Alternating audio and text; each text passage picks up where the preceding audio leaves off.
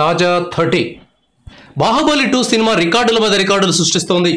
బాలీవుడ్ సాధించిన అత్యధిక వసూళ్ల రికార్డును అలవోకగా అధిగమించింది. 1000 కోట్ల రూపాయలను దాటి ముందుకెళ్లిపోయింది. ఇప్పుడు బాహుబలి 2 నెక్స్ట్ టార్గెట్ 1500 కోట్ల రూపాయల మీద ఉంది. ప్రస్తుతం మల్టీప్లెక్స్ థియేటర్లలో టికెట్లను అడ్వాన్స్గా బుక్ చేసుకుంటే తప్ప దొరకని పరిస్థితి ఉంది. ఈ నేపథ్యంలో బాహుబలి 2 సినిమా 1500 కోట్ల రూపాయల మార్కును చేరుకునే అవకాశం సులభంగానే కనిపిస్తోంది. ఈ స్థాయి వసూళ్లు అంటే హాలీవుడ్ సినిమాలతో పోటీ పడుతున్నట్టు లెక్క. మన మెగాస్టార్ చిరంజీవి ఇప్పుడు బాహుబలి 2 రికార్డును ఎలా బద్దలు కొట్టాలా అని ఆలోచిస్తున్నారు. దేశవ్యాప్తంగా ఈ సినిమా రికార్డును బీట్ చేయడం ఇప్పట్లో సాధ్యం కాని పని. అయితే కనీసం తెలుగు రాష్ట్రాల వరకైనా బాహుబలి 2 వసూళ్లను అధిగమించే స్థాయిలో కలెక్షన్లు సాధించాలని చిరంజీవి భావిస్తున్నట్లు సమాచారం.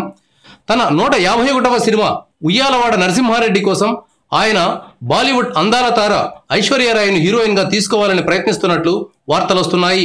1857 సిపాయి తిరుగుబాటు కంటే ముందే బ్రిటిషోడిపై తిరగబడ్డ తెలుగు బిడ్డ ఉయ్యాలవాడ నరసింహారెడ్డి కథను ఎంచుకోవడంలోనే చిరంజీవి సగం విజయం సాధించారు.